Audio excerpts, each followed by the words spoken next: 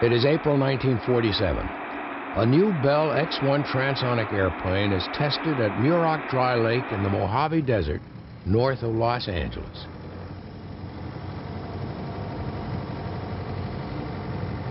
Attached to a Boeing B-29 bomber, the X-1 is carried to 25,000 feet. When the B-29 drops it, the X-1 will glide back to the lakebed without firing its rocket engine. The airplane has been designed to do something never before achieved. Within 7 months, it will fly faster than the speed of sound.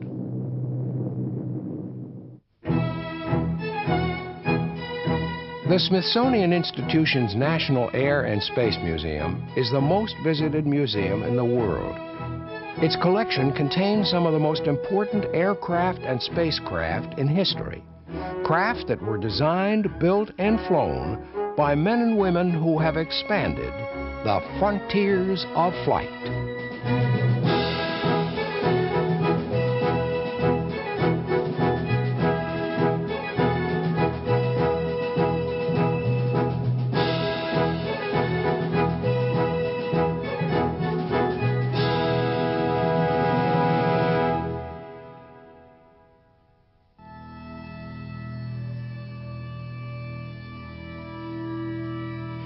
This is one of 3 X-1 airplanes built by the Bell Aircraft Corporation to study the problems of flight at transonic and supersonic speeds.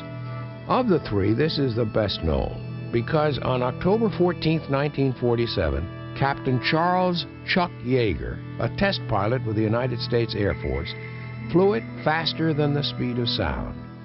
The flight demolished the myth of a sound barrier and opened the way for supersonic flight. This is the story of the Bell X-1 and the long and difficult quest to fly faster than the speed of sound.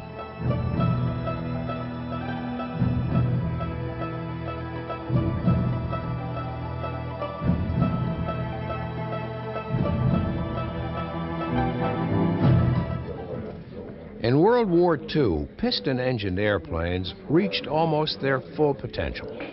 As they moved closer to the speed of sound, the efficiency of propellers dropped off. A new source of power was sought, and experiments were carried out with a variety of jet and rocket power systems. Another problem emerged. It was called compressibility. Approaching the speed of sound, air molecules compress and form what at the time appeared to be a wall in front of an airplane. In March 1945, the Bell Aircraft Corporation was awarded a contract to develop 3 airplanes to research this problem. They would need to withstand great stresses. Military fighters are designed to 9G. This airplane, all commercial airplanes, are designed to 4G, structural integrity. So the decision was made to double it for the X-1 and build it to 18G. It was practically, well, it was indestructible in flight. You couldn't do a maneuver that would tear the airplane up. Compressibility couldn't be studied in the conventional wind tunnels of the time. In 1939, engineer Ezra Kocher suggested that the Army Air Corps develop an aircraft to study the problems of transonic and supersonic flight. His idea was revived in 1944 when fighters like the P-38 and P-47 began to experience compressibility problems in high-speed dives. Kocher and a team at Wright Field came up with a design which Kocher presented to the Army Air Corps and the National Advisory Committee on Aeronautics. Robert Woods, a Bell Aircraft design engineer, convinced his company to become involved. In March 1945, Bell was awarded a contract to build 3 experimental aircraft. The fuselage design they adopted was influenced by the shape of a .50 caliber bullet, which was known to be stable at supersonic speed. The aircraft were to be rocket-powered. In the late 1930s, rocket engineer James Wild developed a small and highly efficient rocket motor using liquid propellants. With three friends who were also interested in rockets, he formed a company called Reaction Motors Incorporated to exploit it.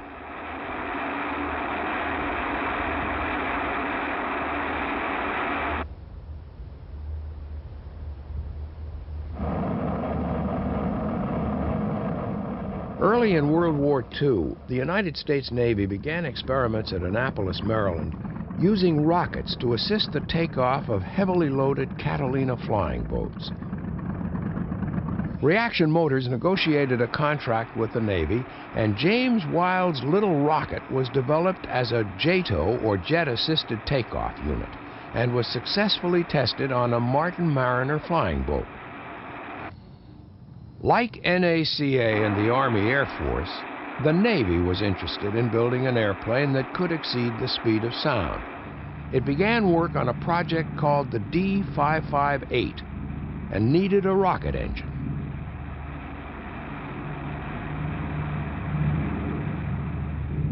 They decided to put what was essentially 4 of these JATO units together, wrap a lot of string around them, and supply them from a pump. It took a long time to do. During that time, the Air Force decided they would get the jump on the Navy and produce a supersonic airplane before the D558. The rocket motor end of it, the assembly of 4, was already being fired for the Navy. And so they made what we call a pressure-fed version, in which you just use compressed gas to blow the propellants out of the tank and into the combustion chambers. And that became the engine for the X-1. The engine was called the XLR-11. It needed development before it was ready to operate under flight conditions.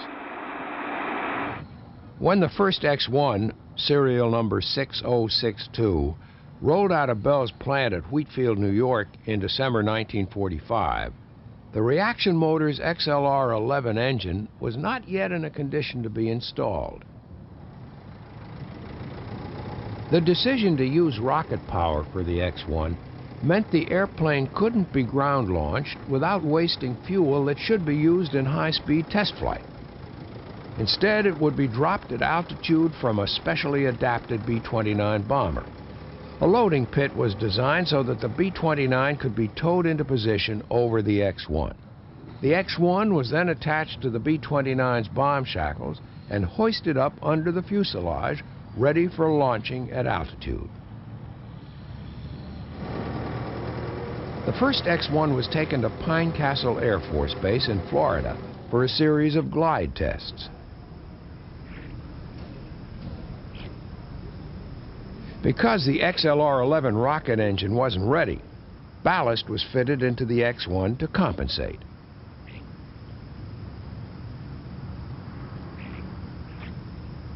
The job of piloting the X-1 in these initial glide flights belonged to Bell's flamboyant chief test pilot, Jack Willems, who had been flying with Bell since 1941. Delays with the delivery of the XLR-11 engine caused political pressure to mount. The glide flights out of Pine Castle Air Force Base were important to get the program underway and collect some initial data.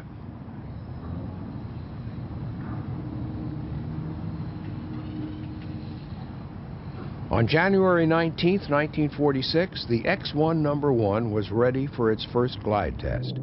The B-29 took off from Pine Castle Air Force Base with the X-1 shackled to its belly.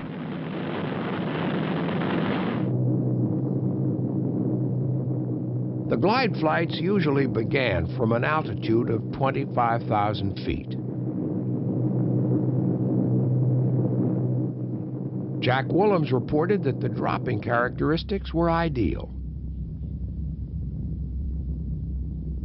Through February and into March, Willems flew another 9 glide tests out of Pine Castle. Extreme slow-motion film was taken to study the drop characteristics in detail. On March 6, Willems made the 10th glide flight. It was his last in the X-1. He was killed in a high-performance Bell P-39 just before the 1946 Thompson Trophy race. In the meantime, the second X-1 was completed. Larry Bell showed it off to the Air Force with the XLR-11 installed.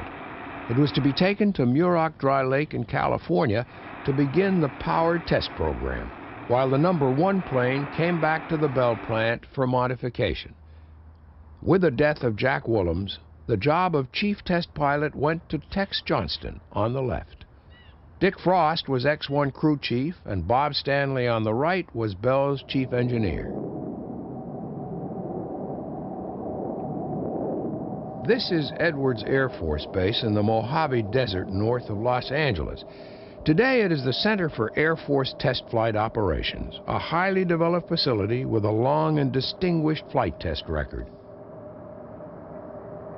The facility here began to be developed in the early 1940s. Then it was called Muroc after Muroc Dry Lake.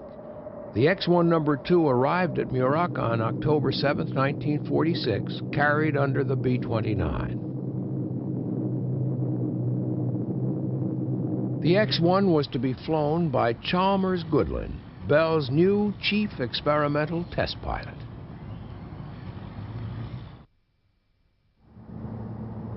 This is the X-1 loading pit at the South Base at Edwards as it looks today. In the early post-war years, experimental programs like the X-1 attracted a group of talented young men to Muroc. All of the best wanted to be here because it was here that they could kind of pit their skills against their peers. And every one of these guys was very competitive in one way or another. The airplanes were outstanding as far as the different kinds that you flew. The people were outstanding. That's one of the things I remember most, is they were dedicated, competitive. The flying required rigid discipline. You had to fly a profile exactly, or as close to that as you could, the way it had been planned, because the purpose of the flight was to collect data. And if you freelanced or if you screwed up in some way, the data would probably be no good. In this atmosphere of competition and discipline, relaxation was a necessity. An establishment close to the base called the Happy Bottom Riding Club, belonging to distinguished aviatrix and extraordinary character Pancho Barnes, became a focal point for off-duty activity at Muroc. In the 1930s, Pancho made a name for herself in air races. She was the ideal person to provide entertainment for test pilots. Pancho was perhaps one of the most profane people who ever lived in terms of her vocabulary. She seemed to fit right in with these rowdy airmen, and there was just kind of an incredible affinity between them. Pancho's place gained notoriety really less for its equestrian activities than for the much-rumored escapades of the young ladies that Pancho hired to serve as hostesses. Pancho's is a part of the good old days around this place. This is where these guys went to celebrate their victories, sometimes to mourn their losses. Pancho was their friend. She helped a lot of people out when they were in trouble.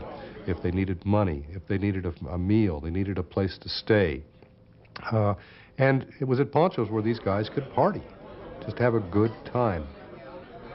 Well, I think everybody that was at Edwards experienced Pancho Barnes. Yes, that was a good place to get a good steak. Chalmers Goodland was known universally by his nickname Slick. He flew Spitfires for the Royal Air Force in the war and was a U.S. Navy pilot before joining Bell.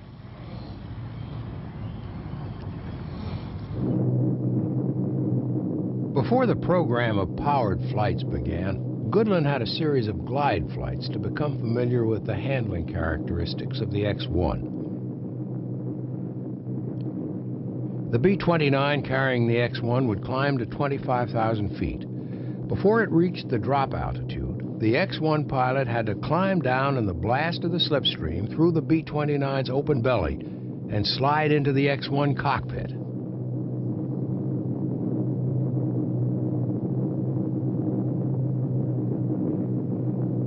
Once the pilot was comfortably seated, a B-29 crew member placed the X-1's cockpit door in position. The X-1 pilot then locked it from the inside.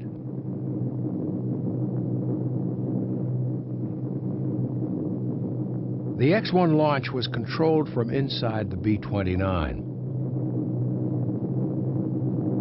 As the X-1 dropped away from the B-29, it would be joined by a P-80 chase plane. The chase would observe the flight of the X-1 flying close beside it until it was safely back on the Muroc lake bed.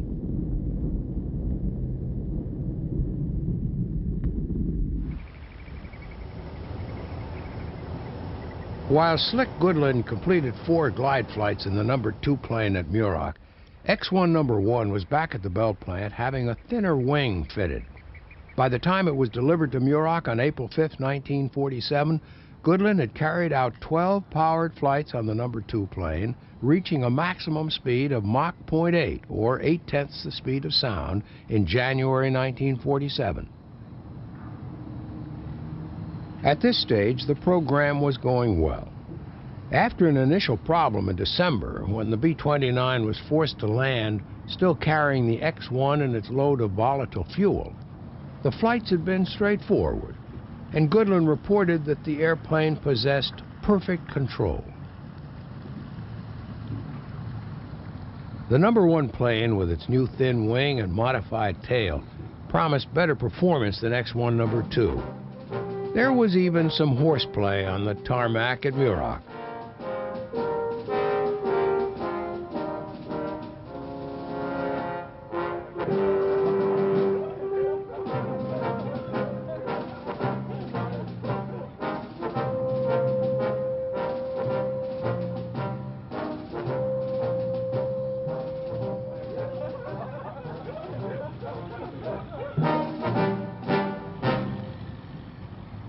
The Reaction Motors XLR-11 rocket engine was fueled with liquid oxygen and a water-alcohol mixture.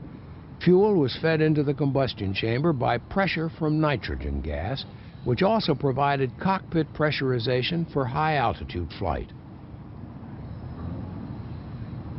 Although the clean lines of the X-1's fuselage made it look simple, under the skin it was a highly complex machine with the pressurized cockpit, the rocket engine, 2 propellant tanks, 12 nitrogen spheres, 3 pressure regulators, and more than 500 pounds of flight test instrumentation.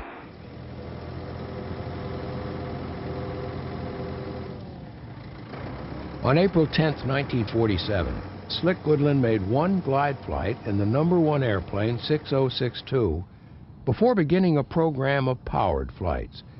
It was successful, and the following day 6062 was prepared for its first flight under the power of the Reaction Motors XLR-11 rocket engine. It was now 14 months since the same airplane was dropped over Florida, with Jack Willems at the controls for its first glide flight. All the X-1 flights were monitored from the ground by what was then a sophisticated telemetry system. On its first powered flight, 6062 was dropped from an altitude of 20,000 feet. Slick Goodland took it out to a speed of Mach 0.77. Under the terms of its contract, the Bell Company was required to test both airplanes to Mach 0.8.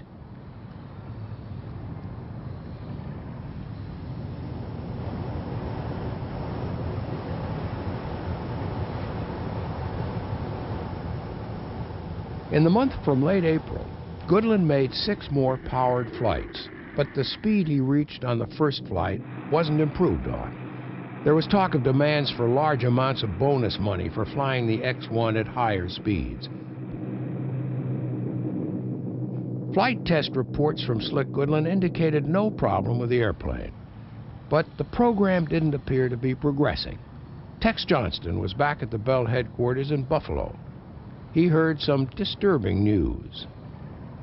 The military wasn't real happy with the data that we're getting, and so I was chief pilot then, of course, at that point for Bell Aircraft, and so I went to Muroc and flew the airplane.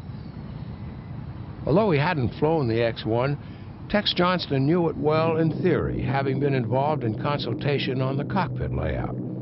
On April 22, 1947, he climbed into the X-1 and prepared for launch. I was flying at .72, 7,200's the speed of sound at that, which was fast in those days.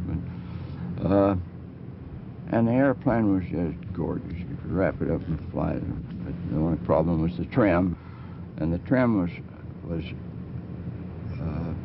too sensitive. You just barely touch it, and it would over trim either way. It was unusable at really high speed. So you only have a few minutes of fuel, you know, and so by that time I'm out of fuel, and so I came in and landed and grounded the airplane for modification of the trim system and relocation of the control to the switch so you could run it with your thumb. At the time, Captain Charles Yeager was a young fighter pilot not long out of test pilot training. There was a hassle, not between Bell and the Air Force, but between the Bell test pilot and the Bell company on contract and bonus money and how it was to be paid. And the Air Force, since they were footing the whole bill, sat back and sort of watched this thing, you know, being drawn out. And then they noticed also being delayed, and we wanted to get on with the program. Although Bell was a manufacturing contractor, the X-1 program was controlled by the National Advisory Committee on Aeronautics, NACA, and the Army Air Force. I think at that time, NACA did not want the military to get involved in research flying. You know, the military's job is to fight wars. Well, the Air Force, when they saw this marvelous opportunity to latch onto the X-1, it opened up the whole future to us in research flying. And I think Colonel Boyd saw that. Colonel Al Boyd was chief of flight testing. He was an old-fashioned soldier. He imposed rigid discipline.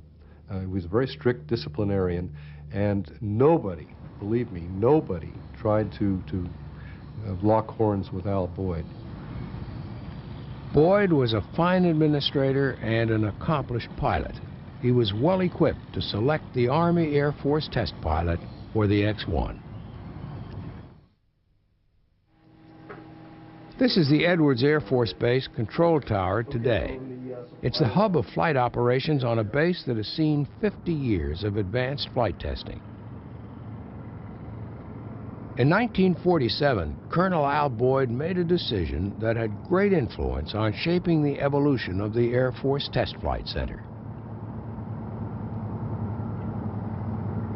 Boyd did a masterful job of selecting. I know at one time, prior to going out there, he asked me who I thought should be the X-1 pilot. Of course, I said Captain Edwards, because Captain Edwards had a PhD in aeronautical engineering and was a pretty good stick and rudder guy too. He said, nah, if we put Edwards on it, he'll wind up being the test pilot and the test engineer. And if something should happen, you know, God forbid, we lose everything. Chuck is a pilot, Ridley's the test engineer. If something happens, we have somebody left. Chuck was starting as a test pilot. He had a remarkable affinity for machines. He's not an engineer, but he has a great feeling for machinery. And in those days, you didn't have the telemetry and all the stuff you have now to record flights, so a lot of it depended on what the pilot could tell him when he landed. And he was quite good at explaining what had gone on in the flight and suggesting what might be the next step. But when it got into some of the explanations as to why things were happening, then I'd have to consult Jack Ridley, because Jack had the ability to speak my language. Chuck Yeager was a distinguished fighter pilot, but he was relatively new to flight testing. Boyd assembled a strong support team for him. Jack Ridley on the right was an engineer and pilot. Bob Hoover at left rear was also a backup pilot. Major Bob Cardenas was the B-29 pilot and senior officer.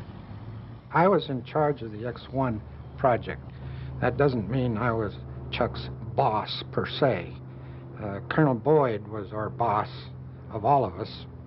I was just the operations officer to make sure that the whole thing went. Being a major who outranked me as a captain and Jack Ridley as a captain and Bob Hoover as a first lieutenant, when we came out to Muroc, he basically was the officer in charge.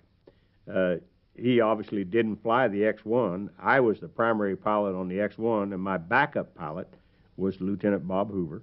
But the real brain in the team was Captain Jack Ridley. Two members of the Bell Aircraft X-1 flight test crew joined the Army Air Force test team. They were Bell project engineer Dick Frost and crew chief Jack Russell.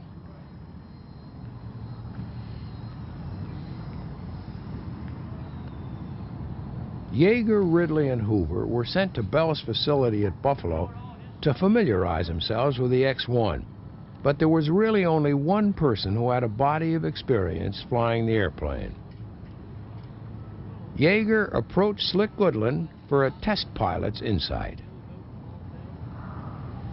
We had no one to talk to, and like I had a meeting with Slick Goodland and said, you know, what kind of technique you use for landing, what kind of speed you use for landing, and some of the pilot, talk.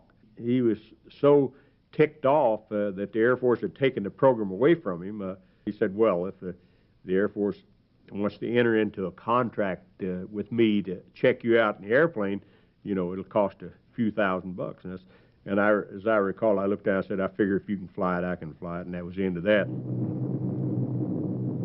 On August 6, 1947, Chuck Yeager was dropped in the X-1 for the first time. It was a glide flight.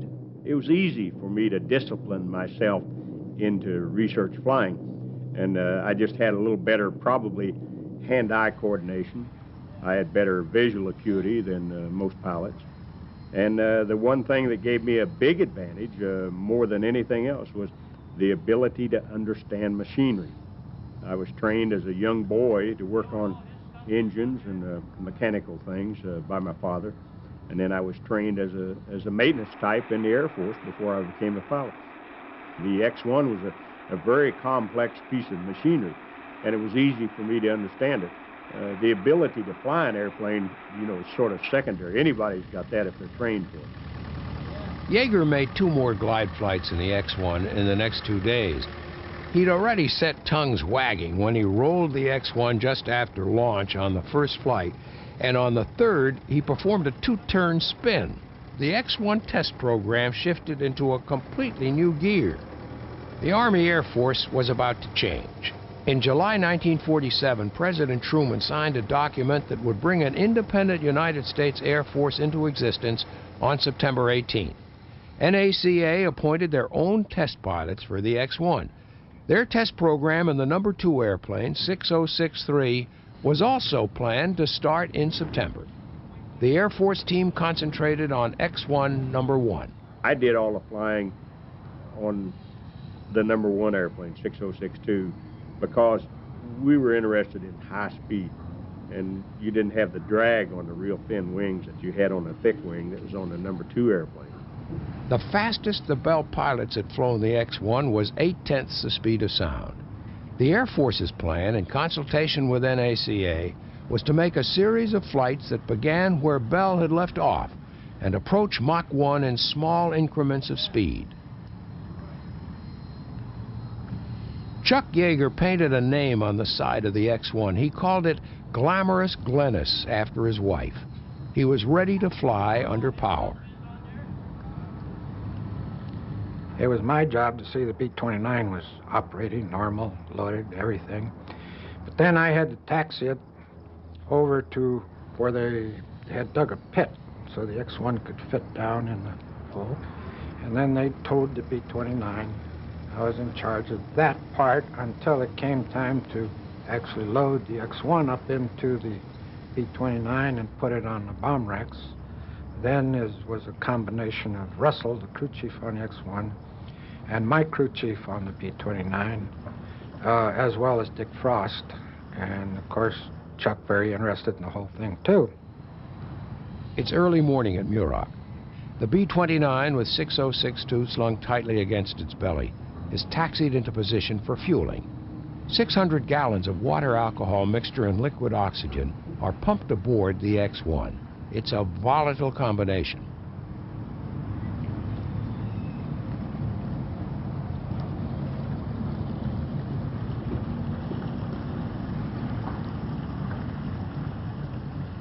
The P-80 chase planes are prepared for flight. Their role is critical to mission safety.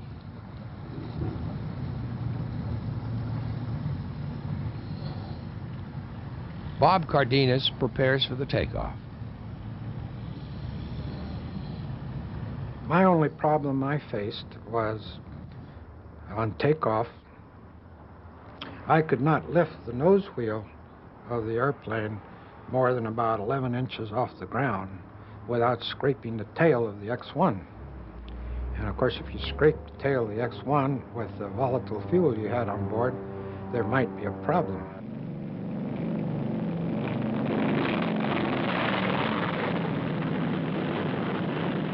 The process of dropping the X-1 was not always straightforward. When you use a plain B-5 bomb shackle, you know, it's designed for 2,000-pound bomb and hang some 14,000 pounds on it, and you have to have a safety system where you have a pin in it to keep from releasing inadvertently, and the human element. Sometimes, a couple of times, we released the X-1, pulled the release handle without pulling the safety pin out, and that bound it up. And all in all, it was an amusing thing every once in a while when you're sitting in there, sitting in the X-1. So it's, what in the Christ is going on up there, you know? If the X-1 wouldn't release, its fuel had to be jettisoned. We dumped as much of the fuel as we could, that is the X-1, overboard, but I still had to land with it connected. Chuck stayed in it. He didn't trust anybody. He was going to make damn sure that if it did release inadvertently, at least he'd be in it to fly it away. Of course, when it got down to, I forget how high we were, but when it got down low enough where he figured he wouldn't have a chance to fly it anyway, he crawled back out, came up on board. Chuck Yeager made his first powered flight on August 29, 1947. Basically, the engine was really neat. And with rocket power, I'd never experienced it before. It was smooth, quiet, and when everything worked, it was beautiful. And same way with on the first powered flight, I took it up to about 0.85 Mach number, which is, you know, 0.05 of a Mach number above what the Bell people had flown it. Colonel Boyd wasn't impressed. The airplane accelerated so fast, I went up to about 8.5 first, and when I came down and wrote up my report, you know, he got a little stern with me. He said, you know, why did you go above 8.2 Mach number? And I said, well, I was flying the airplane. It felt good. I saw nothing wrong with letting it accelerate out a little bit. But he said, you know, just don't compromise safety. And that was one thing he was very stern about. Speed was gradually increased over a series of flights. We'd run it on out to 0.92 Mach number and got into buffeting. It was pretty heavy buffeting. And then at 0.94 Mach number, we're sitting there in pretty heavy buffeting. I rolled the airplane over and to pull 3 Gs at 9.4 Mach number, and we had no control of the airplane. The elevators were totally useless. And what we did then, we just rolled it out and turned off the rockets and came down and said, man, we got a real problem, because it had been predicted the X-1 would either pitch up or down in the region of the speed of sound, and then we couldn't control it. If we couldn't control it in that region, we were in trouble.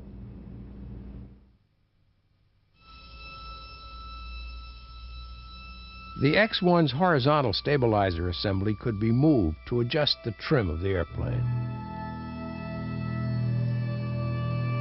We had never used this horizontal stabilizer in flight, because we just trimmed it out at 2 degrees nose down, left it there because that's where the airplane flew good. And that was where old Jack Ridley's brain came into effect. He said, after looking at a lot of the data, it showed that this shock wave, which had formed on the fixed part of the horizontal stabilizer, as we increased our Mach number, this shock wave moved back and sort of laying down. Well, at 9.4 Mach number, it was at the hinge point of the elevator, and we lost our elevator effectiveness. And Jack Ridley said, you know, let's try to fly the airplane with the horizontal stabilizer. And if you think you're good enough to do it, it may save your tail. 5 young kids out in the desert. We rolled it into the hangar. Jackie went down to Lancaster and got a worm gear, and we fixed the elevator neutral, modified the tail a little bit so that Chuck could actually work the whole tail, which later became known as the flying tail. Then we went up and tried to fly the airplane with the horizontal stabilizer, and that when we found out that we could, that solved all of our problems. It was a tremendously important breakthrough, one that had a swift and profound effect on the design of high-performance aircraft, first in the United States and later around the world.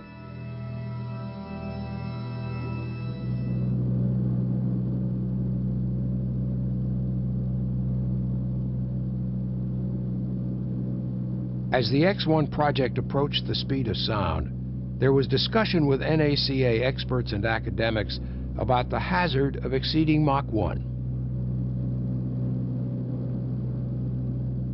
We had 4 PhDs descended on Muroc. Mr. Soule, Dr. Soule was one of them from Ames Laboratory. I believe Dr. Perkins from Princeton and Caltech and MIT. Real power. Well, Jackie Ridley took them on in the old tar paper operations shack at the blackboard. Chuck and I sat there and listened to them. And for a long period of time, they were going at it. At the end, it was a draw. Jackie couldn't convince them that we could do it, and they couldn't convince Jackie that we were going to kill Chuck. The Air Force's 9th powered flight was scheduled for October 14, 1947. The program was close to reaching Mach 1. I really hadn't coordinated too much with John Boyd, but I thought I better let him know. So I called Boyd on the phone. I appraised him of the situation as it stood.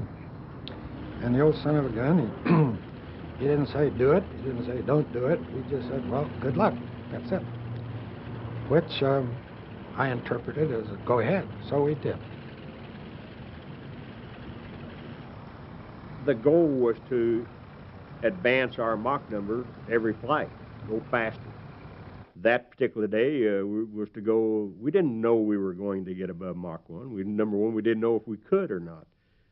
So we had gotten out to about 0.94 or 95 Mach number on the previous flight, and we said, well, maybe we could squeeze it out to about 9.6 or 9.7.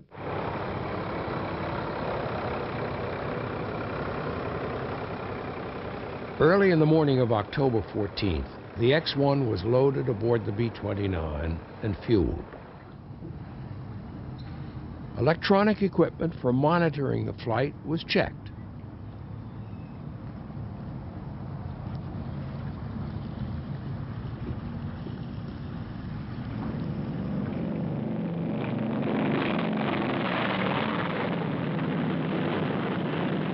By now, the extremely low temperature of the fuel in the X-1 would have cold-soaked the airplane. When Chuck Yeager climbed into the cockpit, it would be like entering an icebox. But today he had extra discomfort. Last evening, something happened that could threaten the success and safety of flight number 9.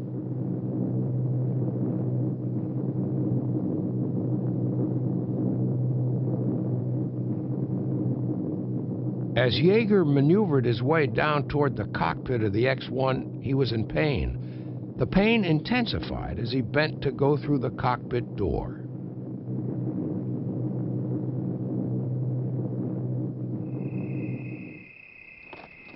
Late the previous evening, he'd gone horseback riding in the desert with his wife Glennis. It was getting dark.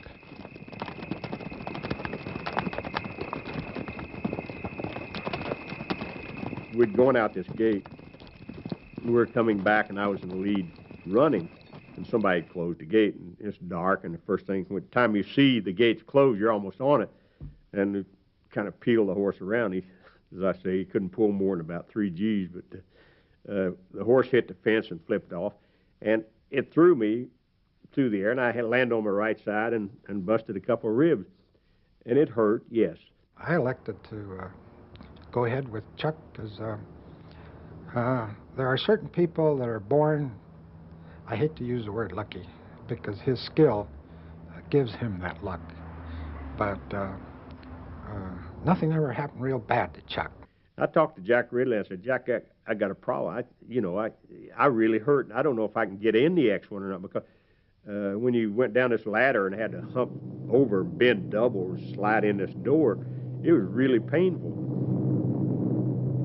The X-1's cockpit door had to be secured from the inside using the pilot's right hand. Chuck Yeager's right side was too painful to do it. Jack Ridley had a solution. And he said, well, I can fix that. And he got about a 10, 12-inch piece of broomstick, and I could use my left hand to stick this broomstick in the lever on the door and raise it with my left hand and lock it. And that's we decided that's the way I'd do it.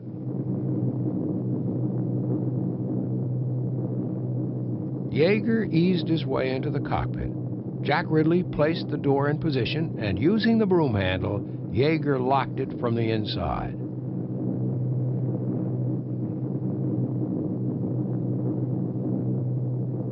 Yeager went through the pre-flight check procedures and waited for the B-29 to reach drop altitude.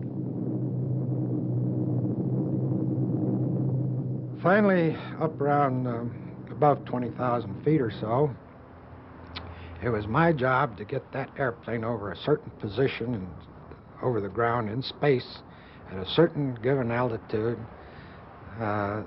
because the telemetering was going to pick up the drop.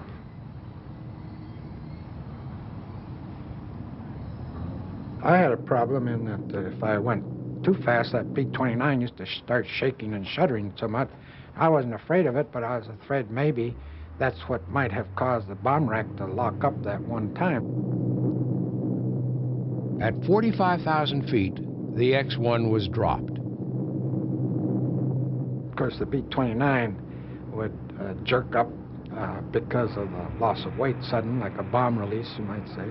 Seconds later, I could expect to see a P-80 buzz right up underneath my nose, straight up, and that was Bob Hoover, the chase pilot, because he took great delight in letting me know he was there. I could control my acceleration rate by angle of flying. If I wanted to go rather slow, I could steepen it up and just barely accelerate, or drop the nose and pick up speed fast. I was sitting there at about 955, 96 indicated, you know, just getting ready to set, and the Mach meter jumped off the scale. When it did, all the buffeting stopped because then it had supersonic flow over the whole airplane. And it came as a complete surprise, and the old nose started dropping on the airplane, so I rolled in a little leading edge down on the horizontal stabilizer to keep the nose up. And it's a piece of cake. And we held it out there for about 20 seconds, and then I turned off the 3 chambers and decelerated back through, and I got the Mach meter jumped back to 9.6. And that's what happened. As the shock wave passed over the pitot head, then we got true Mach number indicated then, and we were made, it went supersonic. We made the sonic boom. The shock wave was formed on the airplane. Chuck, of course, landed out on a dry lake bed. And when you consider what he did, you know, the phenomenal feat that he did, there were no bands to meet him, no media, no television, of course, nothing. He was just out. We had to send a Jeep out there to tow the plane in, and he rode back on the wing of on the X-1.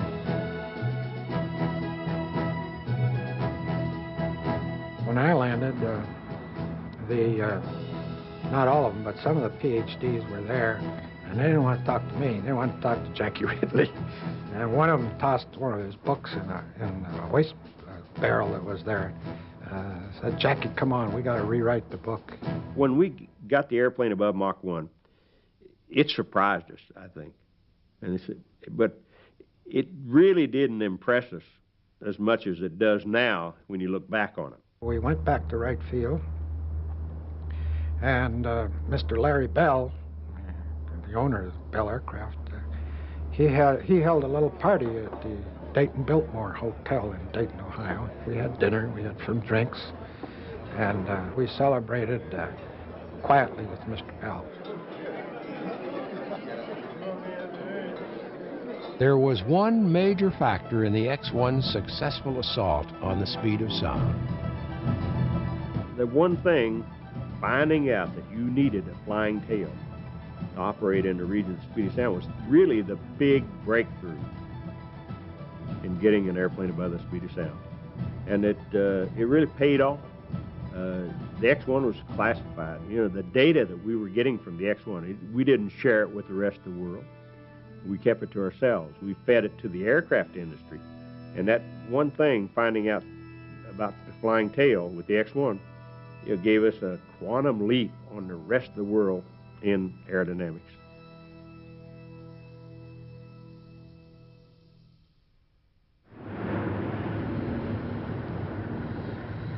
The Douglas D-5582 was part of the U.S. Navy's Transonic and Supersonic Research Program. The program began in 1945 and developed at the same time as the X-1.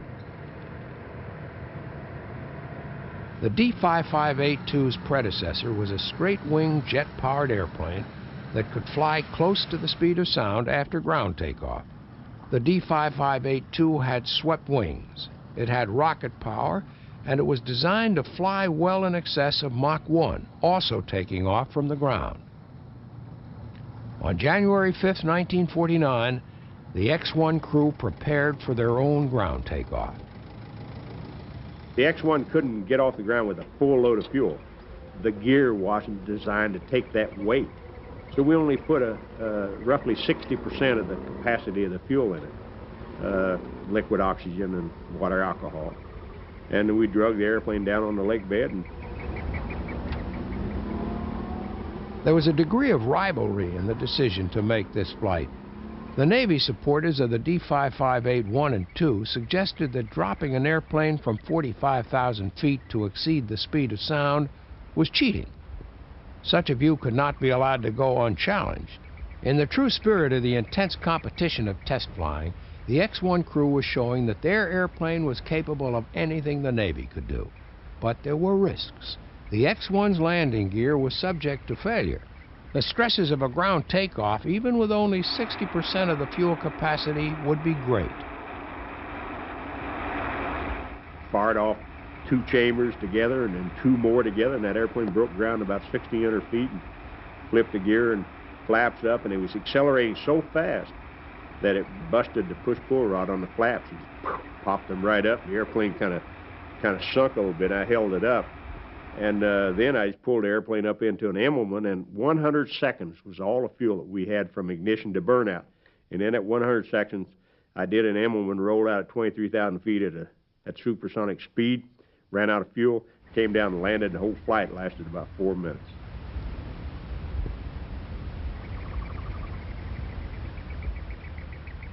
After jettisoning its remaining fuel, Yeager brought the X-1 in for a smooth landing on the lake bed.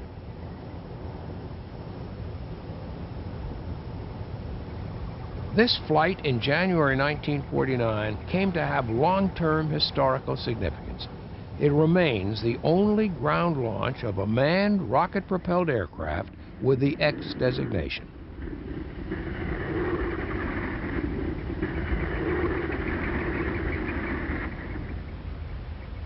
But for Chuck Yeager and the X-1 crew, there was a double dose of satisfaction. Apart from the failure of the flaps, the flight had been a spectacular success. The X-1 had held together. But more than that, honor had been satisfied. We did that because the Navy and Douglas was sort of bad-mouthing the X-1. There was a trick. And we did it the day before the D-558 Phase 2 flew. And boy, there were some long faces.